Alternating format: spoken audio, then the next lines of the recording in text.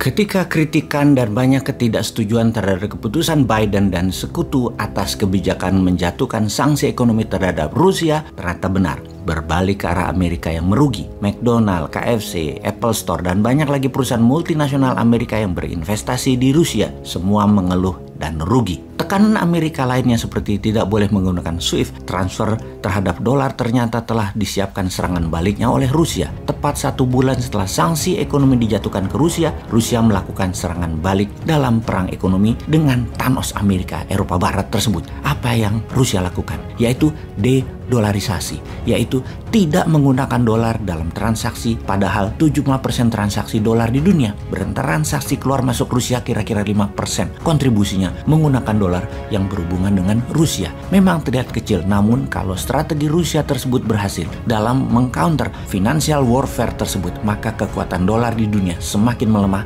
dan semakin banyak yang akan meninggalkan dolar, terutama dalam transaksi bilateral. Tiongkok sudah berhasil menekan negara jajahan ekonominya untuk menggunakan yuan. Begitu juga Rusia saat ini. Sejak 28 Maret 2022, Rusia memutuskan untuk mematok atau mempeg mata uang mereka ke emas 5.000 rubel atau sekitar 52 dolar, sama dengan 1 gram emas. Apa yang dilakukan Rusia sama dengan apa yang dilakukan Amerika di zaman emas akhir abad 19 yang mematok atau mempeg US dollar 21 dolar ke 1 gram emas. Kemudian di tahun 1930 selepas resesi, agar bisa memprinting money dalam Green New Deal-nya FDR, Franklin Delano Roosevelt, menjadikan US dollar 35 per gram emasnya. Keputusan pembayaran gas Rusia dan minyak Rusia menggunakan rubel atau emas membuat Uni Eropa tidak punya pilihan. Negara Uni Eropa atau EU harus pilih salah satu kalau mau beli minyak dan gas Rusia. Bayar pakai rubel atau bayar setara nilai emas. Sebuah langkah cerdas dari Rusia. Ancaman dari Rusia jika tidak membayar pakai rubel atau emas, maka saluran gas dan minyak akan ditutup, dimatikan. Eropa pasti mati lampunya. Eropa kolaps dan jutaan lapangan kerja hilang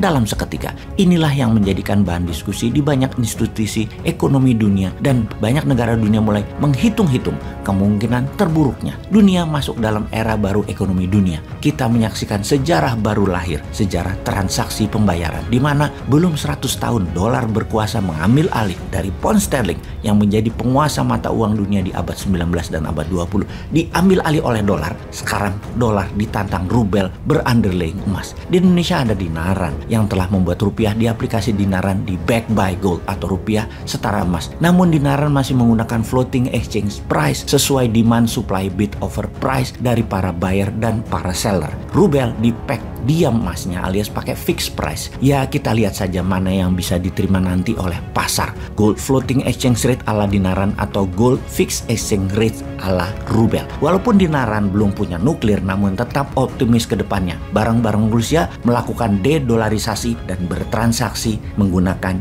gold payout system. Kembali ke Rusia. Bank Sentral Rusia telah secara resmi mengumumkan bahwa tanggal 28 Maret 2022 mata uang rubel Rusia terikat pada emas. Tarifnya 5.000 rubel per gram emas batangan. 1 troy ounce senilai 32 gram emas. 32 gram emas dikalikan 5.000 rubel adalah setara 160.000 rubel. Jadi 1 troy ounce emas dalam hitungan rubel setara 1.600 dolar, bukan 1.928 per ounce per troy ounce dalam menggunakan dolar dalam transaksi emas. Secara nyata, Rusia baru saja menghapus sekitar 20%-an dari nilai dolar terhadap emas di seluruh dunia. Walau hal itu mungkin berefek 5%-an ketika dikonversikan ke emas tersebut, namun itu cukup mempengaruhi dolar. Apakah strategi ini akan diikuti banyak negara dan masyarakat dunia yang akan membuang dolarnya? Kita melihat 3 orang yang membuang dolar seperti Saddam Hussein, kemudian Gaddafi dengan emasnya, kemudian Bashar al-Assad pakai rubel membuang dolar. Ketiganya negara tersebut dihancurkan oleh Amerika, dan Assad saat ini menjadi orang terkucil negaranya, yaitu Suriah. Kita melihat bagaimana nasib Putin selanjutnya.